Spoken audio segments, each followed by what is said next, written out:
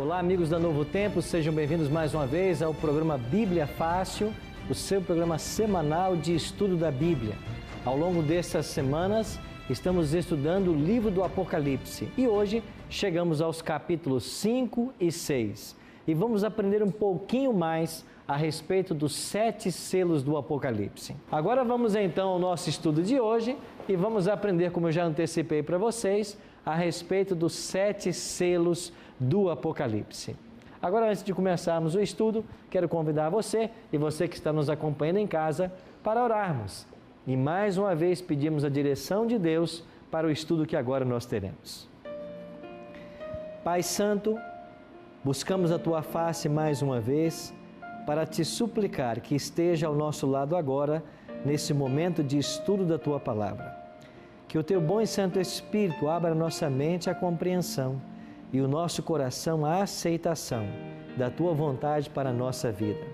E que na abertura destes selos possamos ver a mão do Todo-Poderoso guiando a história e os negócios da humanidade.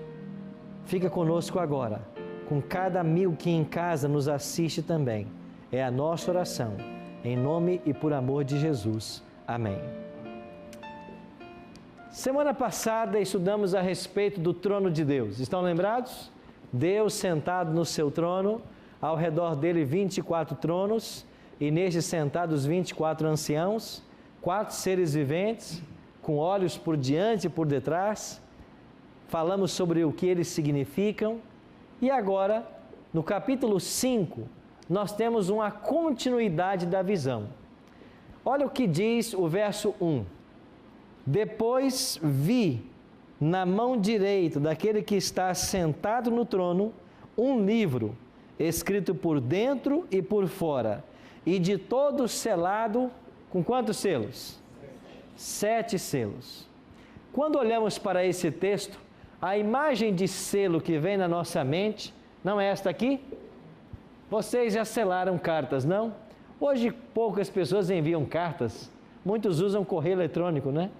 Mas a gente usava no passado muito enviar cartas e selávamos as cartas para que elas chegassem ao seu destino. Ainda hoje muitos usam, mas esse é o conceito de selo que vem à nossa mente quando falamos em um livro selado. Mas nos tempos bíblicos, um selo tinha uma conotação diferente, não se parecia com o que nós temos hoje. Mas esse livro selado com 7 selos pode ser também traduzido como um rolo selado com 7 selos. Livro ou rolo, a palavra é a mesma.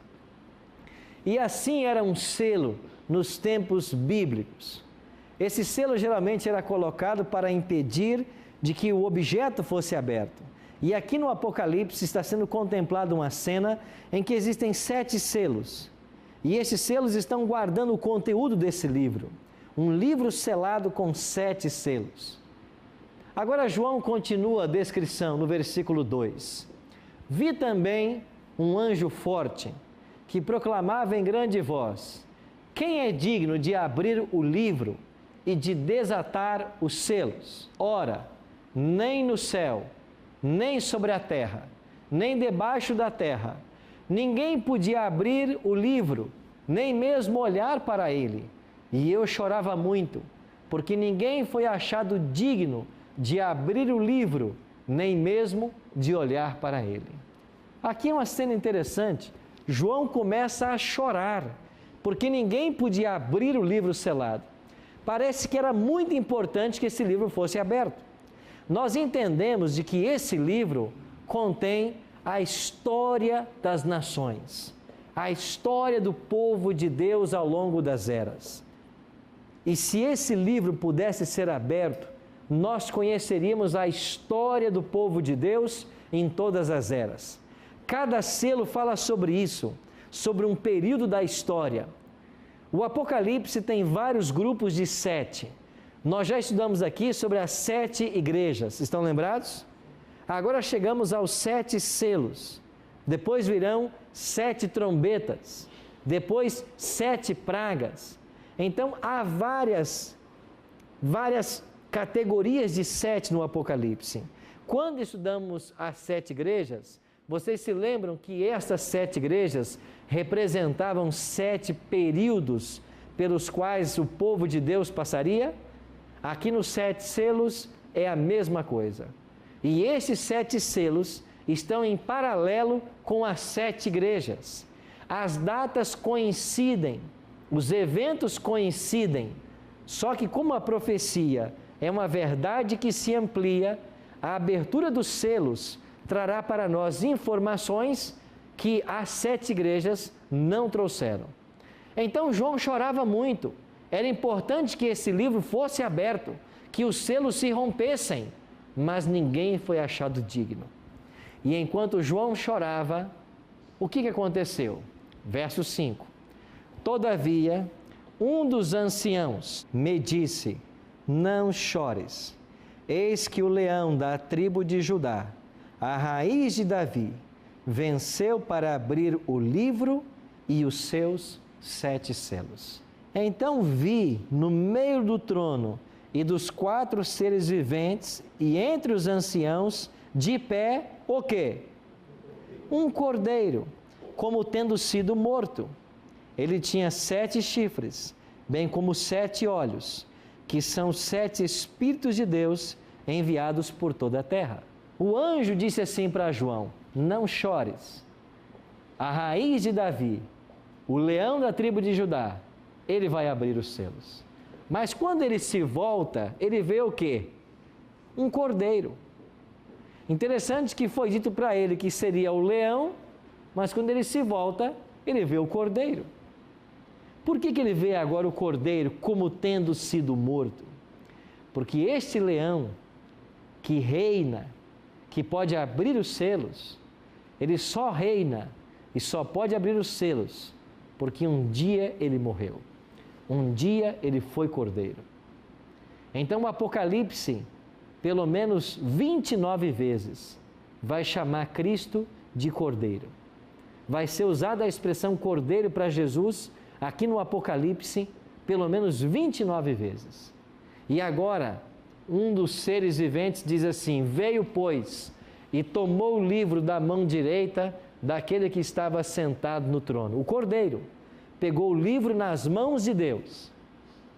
E quando tomou o livro, os 4 seres viventes e os 24 anciãos prostraram-se diante do cordeiro, tendo cada um deles uma harpa e taças de ouro cheias de incenso, que são as orações dos santos, e entoavam novo cântico dizendo: digno és de tomar o livro e de abrir os selos, porque foste morto, e com o teu sangue compraste para Deus os que procedem de toda tribo, língua, povo e nação. Olha que interessante. No capítulo 4, os seres celestiais disseram que Deus era digno de adoração. Por que motivo? Porque era o Criador. Agora no capítulo 5, os seres estão dizendo que Deus é digno de adoração. Por quê? Não apenas porque Ele é o Criador agora, mas porque Ele é o Redentor. Porque você foste morto e com o teu sangue compraste para Deus os que procedem da terra. Aqui no capítulo 5, Cristo é adorado porque Ele é o Redentor. Então há 2 motivos especiais pelos quais nós adoramos a Deus: porque Ele nos criou e porque Ele nos redimiu. Nós pertencemos a Deus por criação e por redenção. E Ele pode agora abrir os selos. E então o cordeiro, que também é chamado o leão da tribo de Judá, que também é chamado a raiz de Davi. Por que essa expressão raiz de Davi? Porque Cristo é um descendente de Davi. Ele é da linhagem davídica. Então, esse Cristo que foi morto como um cordeiro de Deus, como disse João Batista em João 1:29, eis o cordeiro de Deus que tira o pecado do mundo. Então, esse cordeiro pode abrir, e agora Cristo vai começar a abertura dos selos. Então, chegamos ao capítulo 6. O capítulo 5 é a cena introdutória para ver quem podia abrir o livro E o capítulo 6 descreve a abertura dos 7 selos. Verso 2. Quando é aberto o primeiro selo, diz assim o verso 2: Vi, e eis que um cavalo branco, e o seu cavaleiro com um arco, foi-lhe dado uma coroa, e ele saiu vencendo e para vencer. Eu disse para vocês de que há um paralelo entre as 7 igrejas e os 7 selos. Lembram-se como se chamava a primeira igreja? Éfeso. E nós falamos que a igreja de Éfeso foi caracterizada por um período de quê? Pureza apostólica, doutrinária. Era a igreja que tinha como membro os discípulos. Eles mantiveram a verdade pura de Deus no primeiro século. João voltou da ilha de Patmos e liderou a igreja de Éfeso até a sua morte. Agora, quando o cordeiro abre o primeiro selo, aparece um cavalo branco. Na Bíblia, símbolo de pureza. E ele sai vencendo e para vencer. Ou seja, este cavaleiro com este cavalo branco, ele está fazendo alusão ao mesmo período da primeira igreja, que vai do ano 31 da morte de Cristo até o ano 100. Neste período você tem uma igreja vitoriosa. Chegamos a ter 6 milhões de cristãos no primeiro século. E aqui você tem pureza e fidelidade à Bíblia. Então o cavalo branco representa essa pureza, a abertura do primeiro selo. Ou seja, quando Cristo abre o primeiro selo desse livro, ele está descrevendo a primeira etapa da igreja cristã. Ou seja, ela será um período de pureza, de doutrina pura, de igreja vitoriosa, igreja que cresce. Então isso está em paralelo com a igreja de Éfeso. Agora o cordeiro abre o segundo selo, verso 4. E quando o segundo selo é aberto, qual é a cor do cavalo que aparece agora? Vermelho. E quando esse cavalo vermelho surge, diz o versículo 4, diz aí que o seu cavaleiro foi-lhe dado tirar a paz da terra, para que os homens se matassem uns aos outros. Também lhe foi dada uma grande espada. Quando vem à sua mente o cavalo vermelho, você pensa em quê? Sangue. Exatamente.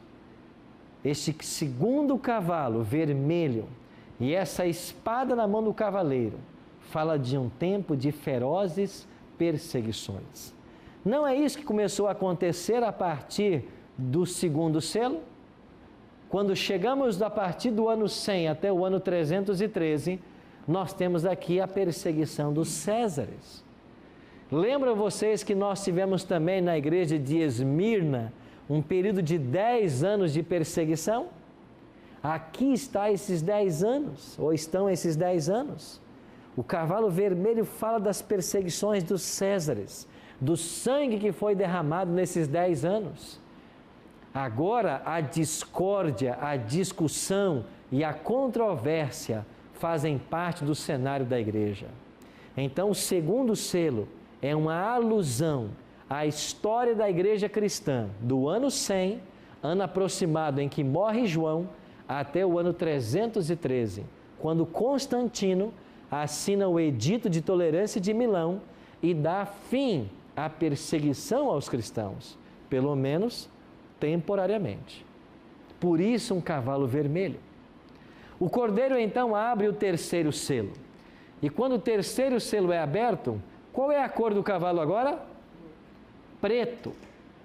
Diz assim o verso: Venha então, vi, e eis um cavalo preto, e o seu cavaleiro com uma balança na mão.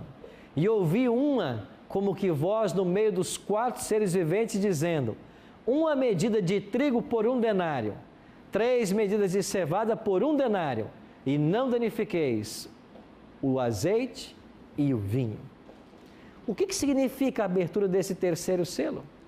Se o cavalo branco representava a pureza, o que você acha que representa o cavalo preto? o oposto da pureza. O cavalo preto vai representar a corrupção da fé. E sabe o que acontece nesse período de 313 até o ano 538? Acontece a queda do Império Romano. E os historiadores dizem que quando sai de cena a figura do imperador, a figura política que sobra é a figura dos bispos. E nós já dissemos para vocês que foi no ano 538 que o bispo de Roma começou a dominar. E quando isso aconteceu, nós tivemos uma época de fome e miséria espiritual. Por quê? Porque a Bíblia foi tirada do povo. E no lugar da verdade apostólica, começaram a se infiltrar dentro da igreja dogmas, tradições e costumes. Querem ver um exemplo? No ano 321, nós temos o primeiro decreto para que os cristãos adorem no domingo. Sabe quem promulgou esse decreto? O próprio imperador Constantino, que havia se convertido, entre aspas, ao cristianismo e depois sido batizado pelo Papa Silvestre. Agora, no ano 321, ele vai baixar um decreto dizendo que o dia que devemos adorar a Deus, que deve ser santificado, é o domingo. 321, para ser exato, no dia 7 de março. No ano 364, no Concílio de Laodiceia, a igreja pega agora esse domingo, que era uma lei civil, e incorpora a uma lei eclesiástica. Agora a igreja começa a orientar que o domingo deve ser observado. Em 370 surge o culto aos santos. E já foi perguntado aqui a respeito de seres humanos que morreram, se eles podem interceder por nós. Veja que desde o ano 370, muitos pretendem cultuar as pessoas que já morreram, mas isto a Bíblia não aconselha. A Bíblia não apresenta isso como correto. Somente Deus deve ser adorado. Em 400 começaram as orações pelos mortos. Ora, você não deve orar por quem já morreu. Quem morreu já teve o seu destino traçado. Ou ele está salvo ou ele está perdido. Quem morre não pode mudar de lado agora. Então nós temos que orar e muito pelas pessoas em vida, porque depois que morre não tem mais o que fazer. No ano 530 foi inventado o dogma do purgatório, um local de tormento eterno. Para que se inventou isso? Para que através do medo levasse as pessoas à religião, à obediência, à submissão à igreja. Nós iremos para o intervalo e quando voltarmos, vamos continuar falando desse período de degradação da fé e dos costumes que começaram a entrar dentro da igreja, caracterizados por esse cavalo preto. Já já estaremos de volta.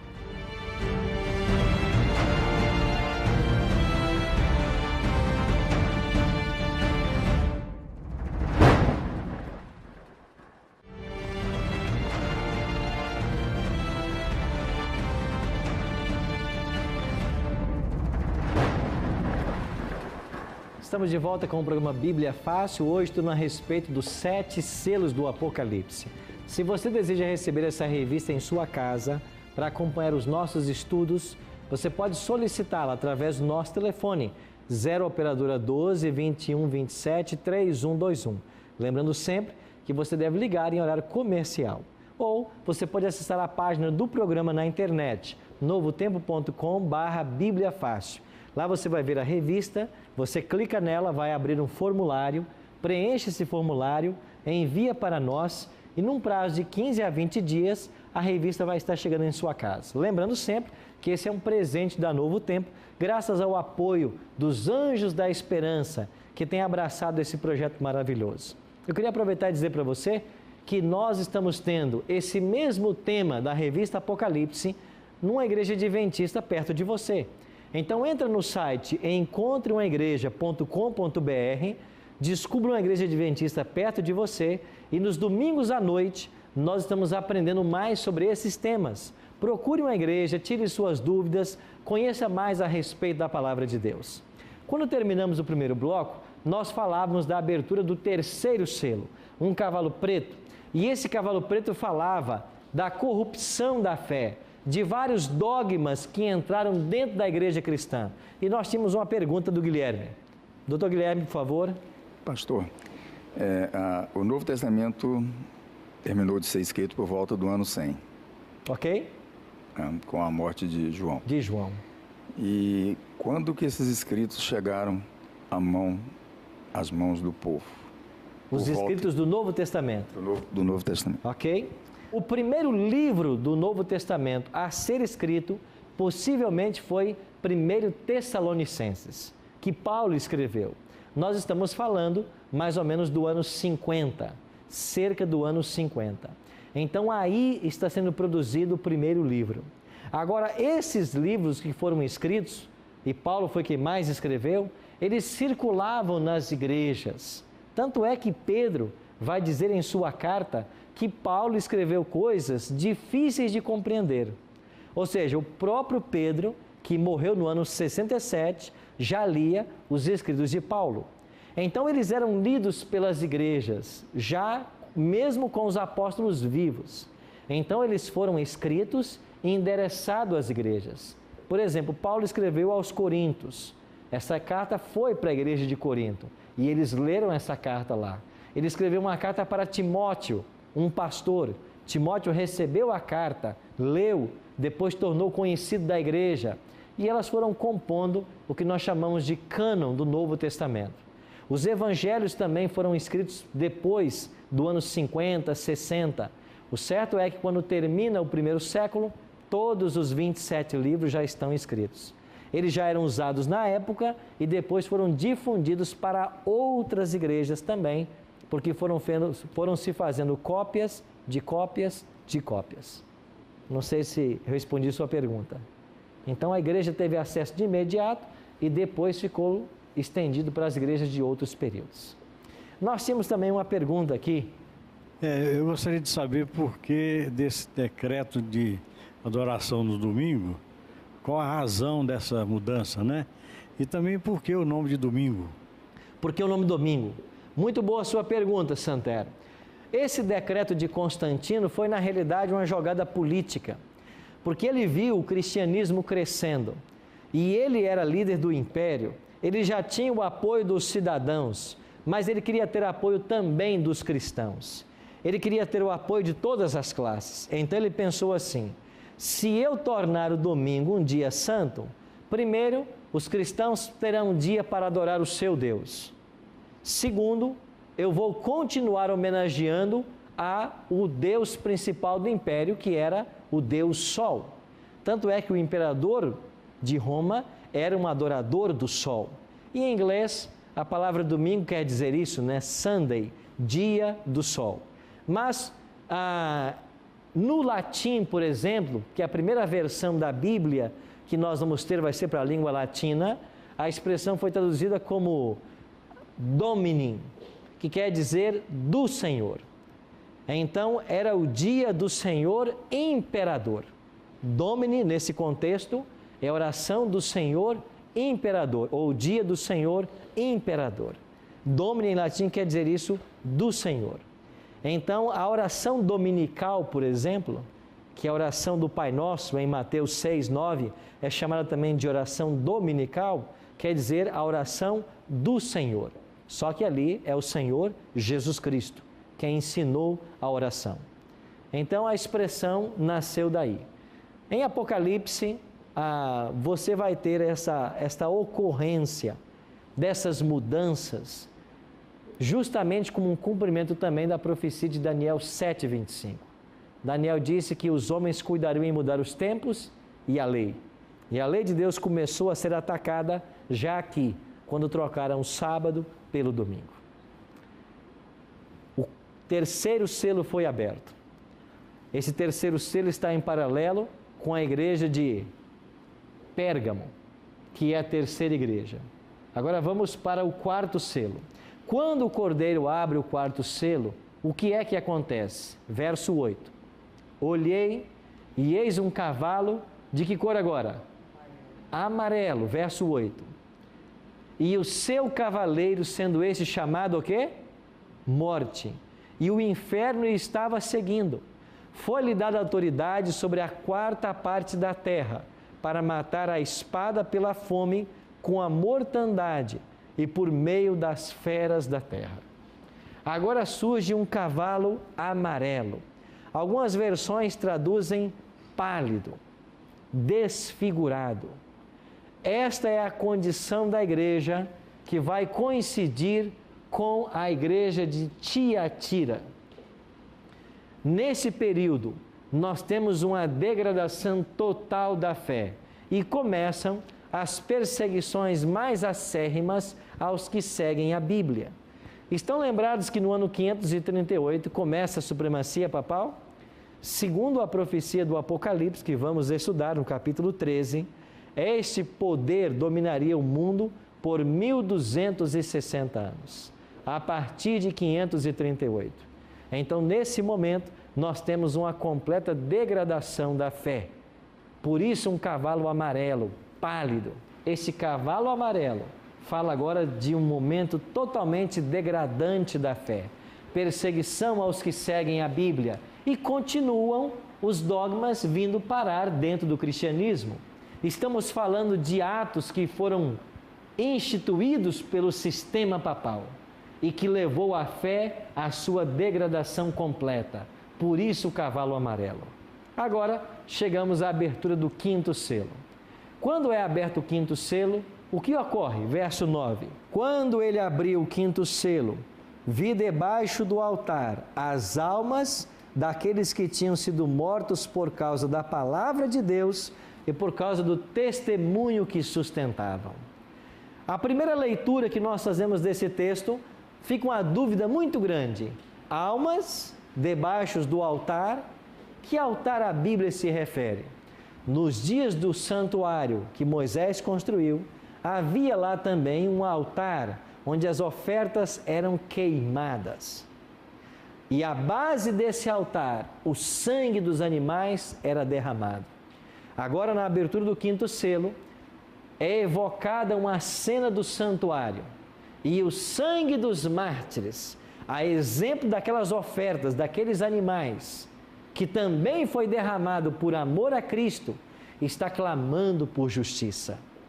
Aqui não devemos entender a alma num contexto popular dos dias de hoje, como algo que o ser humano tem e que na morte se separa dele. Isso não é bíblico. O que a Bíblia ensina é que o ser humano é uma alma. Ele não tem uma alma, ele é uma alma. E quando a pessoa morre, morreu a alma. A alma é mortal, diz a Bíblia, a despeito que muitos ensinem a mentira que a alma é imortal. A Bíblia declara claramente em Ezequiel: a alma que pecar, essa morrerá. A alma morre e a alma é a própria pessoa. Então, na Bíblia é usado esses termos de forma sinônimas. Então vem a resposta no versículo 11. Então, a cada um deles foi dada uma vestidura branca. E lhes disseram que repousassem ainda por pouco tempo, até que também se completasse o número dos seus conservos e seus irmãos, que iam ser mortos como igualmente eles foram. O que aconteceu então foi dito para eles: ainda faltam outros mártires morrerem, até que o número se complete. Então a justiça será feita. Pois bem, amigos, estas almas debaixo do altar, na abertura do quinto selo, falam para nós de um período de 1517 a 1798. Quando, nesse período, mesmo após a Reforma Protestante, que foi em 1517, muitos ainda tiveram suas vidas ceifadas por amor a Cristo. Chegamos então à abertura do sexto selo. Olha o que diz o Apocalipse no verso 12. Vi quando o Cordeiro abriu o sexto selo, e sobreveio grande terremoto. O sol se tornou negro como saco de crina, a lua toda como sangue. As estrelas do céu caíram pela terra como a figueira, quando abalada por forte vento, deixa cair os seus figos. Quando o sexto selo é aberto, nós temos um grande terremoto, um sinal no sol, um sinal na lua e a queda das estrelas. 4 eventos são descritos na abertura do sexto selo. Em que momento o sexto selo se abriu? Cristo também falou sobre ele. Olha o que disse Jesus em Mateus 24, 29. Logo em seguida à tribulação daqueles dias, o sol escurecerá, a lua não dará a sua claridade, as estrelas cairão no firmamento e os poderes do céu serão abalados. Perceba que Jesus fez a mesma descrição que o sexto selo está fazendo. Ou seja, terremoto, sinais no sol, na lua e nas estrelas. Quando esses eventos tiveram lugar na história? Se você pegar uma enciclopédia como a Mirador, por exemplo, você vai ter lá o dia escuro. E o dia escuro da enciclopédia é o dia 19 de maio de 1780. O que aconteceu nesse dia? Houve um eclipse e naquela noite a lua apareceu no céu vermelha como sangue. Então, em 1780, nós temos 2 eventos. Só que em 1755, ocorreu o grande terremoto de Lisboa. E esse terremoto é o primeiro que nós vamos ter numa escala nunca antes vista, 1755. E em 1833, você tem a chuva de estrelas na Nova Inglaterra, nos Estados Unidos. Então, os 4 eventos aconteceram em 1755, 1780 e 1833. Ou seja, abriu-se o sexto selo. Então, veja, João está falando de 4 eventos. Quando eu vou para Mateus, o Cristo falou dos mesmos eventos. Quando eu vou para a história universal, eles descrevem os eventos. Pronto. A profecia, ela só pode ser explicada claramente quando ela tem o seu cumprimento cabal. Agora nós podemos olhar de uma forma retrospectiva e entender que de fato era isso que Cristo se referia. Era isso que mostrava a abertura do sexto selo. Então nós não podemos basear nossa informação fora da Bíblia. Tem que ser na palavra. Agora veja, o momento que estamos vivendo. O sexto selo foi aberto. E nós falamos para vocês aqui em 1755, 1780, 1833. Quantos selos estão para ser abertos no Apocalipse? Falta um, são 7. Ou seja, o que vai acontecer então na abertura do 7º selo? Então olha aqui o capítulo 8, verso 1. Quando o Cordeiro abriu o 7º selo, houve silêncio no céu por quanto tempo? Meia hora. Agora, por que é que nós saímos do capítulo 6 e fomos para o capítulo 8 para abrir o 7º selo? Você tem um parêntese entre o 6º e o 7º selo. E qual é esse parêntese na Bíblia? É todo o capítulo 7. Por que é que está esse capítulo nessa posição? Porque olha o que diz o capítulo 6, versículo 14 em diante. O céu recolheu-se como um pergaminho quando se enrola. Eu estou lendo o Apocalipse 6, 14. Todos os montes e ilhas foram movidos do seu lugar. Os reis da terra, os grandes, os comandantes, os ricos, os pobres, os livres e escravos, se esconderam nos penhascos dos montes e disseram aos montes e aos rochedos: caí sobre nós, e escondei-nos da face daquele que se assenta no trono e da ira do Cordeiro, porque chegou o grande dia da ira deles. E quem é que pode suster-se? Que evento o Apocalipse está descrevendo aqui? A própria volta de Cristo. Quando Cristo voltar, os céus se enrolarão como um pergaminho. Os montes e ilhas serão movidos dos seus lugares. Agora, antes que Cristo volte, é feita uma pergunta: quem é que pode suster-se? Resposta, o capítulo 7. Quem é que vai escapar?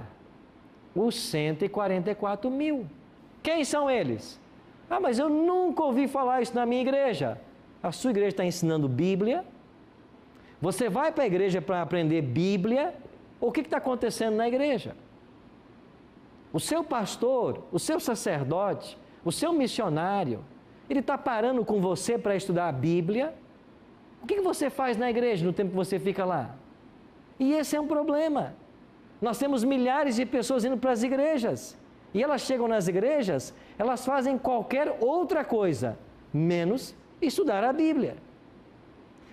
Nunca ouviu sobre os 144 mil? Mas está aqui na Bíblia. Por que nunca me ensinaram? Porque talvez a igreja tua não está ensinando a Bíblia. Mas então abre-se o 7º selo. E quando o 7º selo se abre, o que acontece no céu? Silêncio. Por quanto tempo? Meia hora. Eu já disse para vocês de que um dia em profecia equivale a quê? Um ano literal. Eu não dei os textos para vocês, né? São 2 textos que embasam essa interpretação bíblica. É Números 14, 34 e Ezequiel 4, 6 e 7. Números 14, 34 e Ezequiel 4, 6 e 7 explicam o princípio dia-ano. Um dia profético equivale a um ano literal. Agora, por que é que o céu vai estar em silêncio meia hora? Temos que deixar que a Bíblia responda, não que alguém invente. Então, deixa que Cristo responde. Olha o que Jesus disse em Mateus 25, 31. Quando vier o Filho do Homem na sua majestade e todos os anjos com ele, então se assentará no trono da sua glória. Quando Cristo voltar, que é a abertura do 7º selo, o último que falta, quantos anjos virão com ele? O que disse Cristo? Todos. Se todos os anjos virão com Jesus, como o céu vai ficar? Vazio. Por que há silêncio no céu? Porque não tem mais anjo. E por que eles não estão lá? Porque eles vieram com Cristo. Por quanto tempo o céu vai ficar vazio? Cerca de meia hora. Agora você pega o princípio de interpretação profética e aqui está.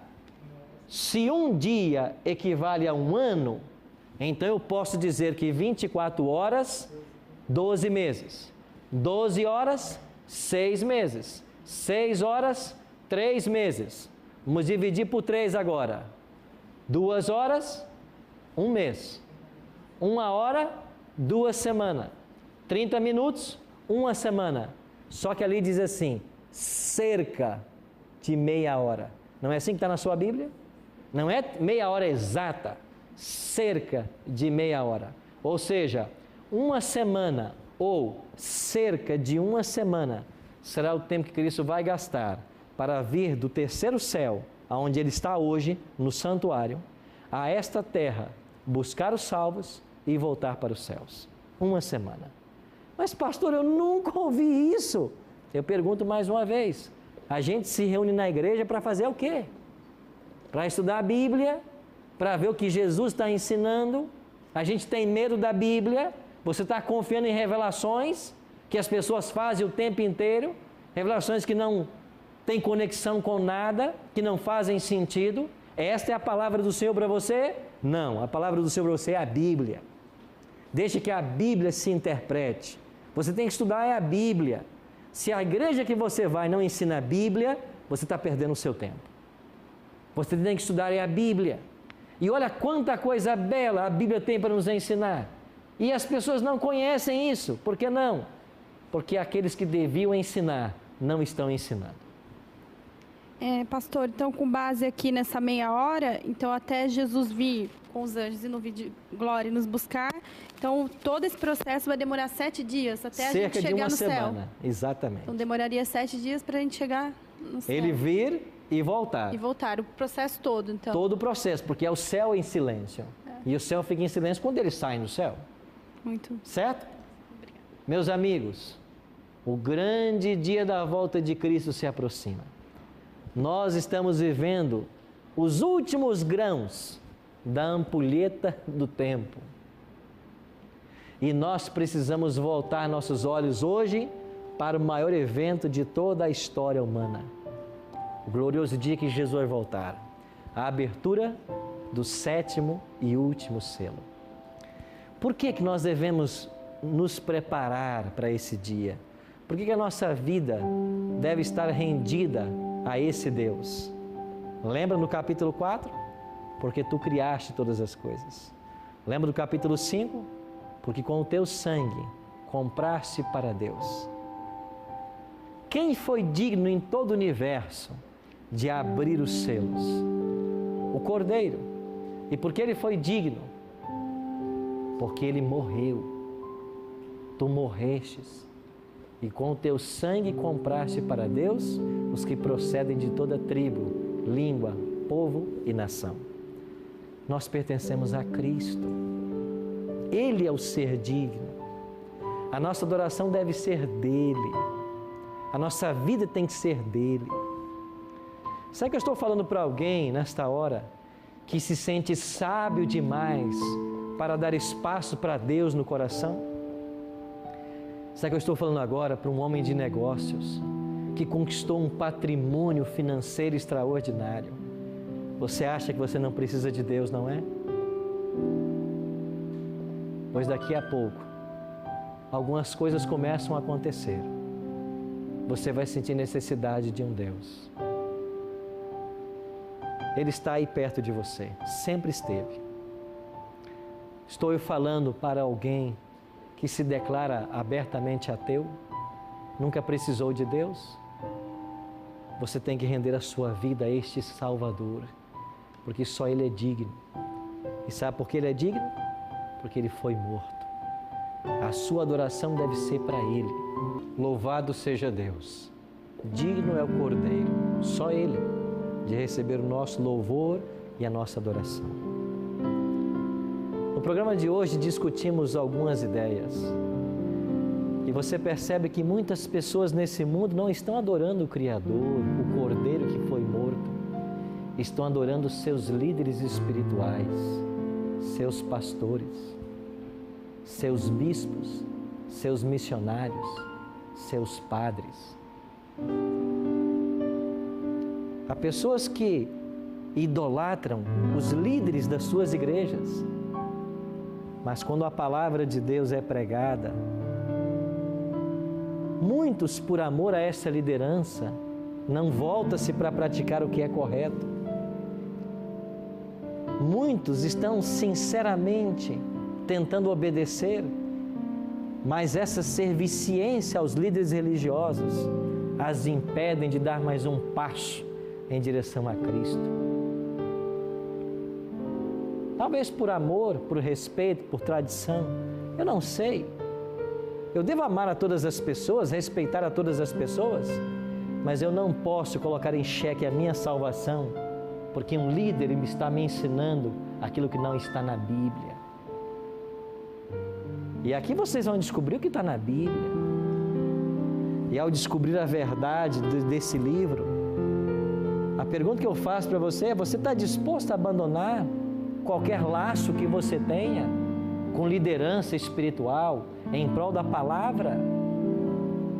Estou eu pregando para alguém que se sente um verdadeiro escravo do seu líder espiritual? Parece que tem algumas verdades desse livro e às vezes o Espírito te impressiona o coração e você quer começar a seguir, mas não, o temor da liderança da igreja que não ensina, o que dirão, o que falarão. Amigo, você tem que se render ao Cordeiro, é a Cristo que morreu por você. Essa verdade dele tem que falar fundo no seu coração e você tem que amar essa verdade com toda a força da sua alma, que se preciso for, você dê até a sua vida por essa verdade. E talvez eu e você vamos ser chamados a de fato abandonar muitas igrejas, movimentos religiosos, e talvez alguns de nós terão que abrir mão até de familiares, por amor à verdade. Mas nenhum ser humano merece a sua adoração. Só o Cordeiro merece, porque Ele foi morto e com o sangue dele, Ele te comprou.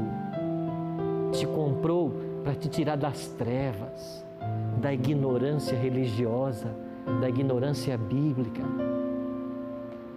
Chega de ouvir esses líderes dizendo que ninguém entende o Apocalipse. Chega de ficar refém a homens que não conhecem a palavra e não querem ensiná-la. Cristo te convida a dar um passo nesta hora. Um passo em direção à verdade, a Ele. Nós chegamos num momento muito especial do programa. Daqui para frente nós vamos entrar em temas muito polêmicos. E o nosso coração tem que estar aberto, não à tradição, não ao dogma, não àquilo que me ensinaram desde criança. Tem que estar aberto à palavra, para que Jesus fale claramente para mim. E depois que eu ouvir a voz dele, depois que você ouvir, você faz a sua escolha. Porque finalmente, ninguém aqui vai ser forçado, Guilherme, a ir para o céu. Nós temos que querer. Quem vai, Patrícia, forçado para o céu? Ninguém vai. Se você não quiser, Sandra, você vai ficar. Tem que querer. Não é, Maria? Tem que querer. Agora, não tem dois caminhos para o céu. Só há um caminho. E ele declarou assim: eu sou o caminho. E o caminho passa pelo livro dele. Por isso é um desafio nós estarmos aqui e estudarmos esse livro. Mas vocês não estão aqui por acaso. E muito menos você está agora sintonizado por acaso. Sabe por quê? Porque Deus tem um plano na sua vida. Eu quero orar por você agora, para que esse plano que Ele começou, Ele termine antes que seja tarde demais. Feche seus olhos, ore comigo.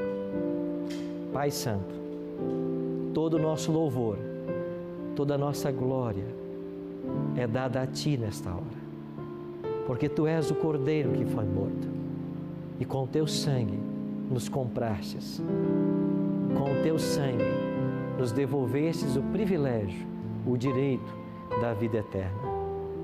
Nós queremos abrir o Apocalipse todas as semanas. Nós queremos que Jesus fale ao nosso coração. Nós queremos ouvir a Tua voz. Não queremos que as vozes desse mundo atrapalhem ouvir a Tua voz. O Teu Espírito precisa nos falar. Nós estamos cansados de buscar em tantas fontes. Nós estamos cansados de tatear em busca da verdade. Nós precisamos da verdade. O Teu Espírito tem que nos conduzir. E nós queremos nos colocar nas Tuas mãos para isso. Obrigado por atender a nossa oração. Por Jesus, agradecemos. Amém.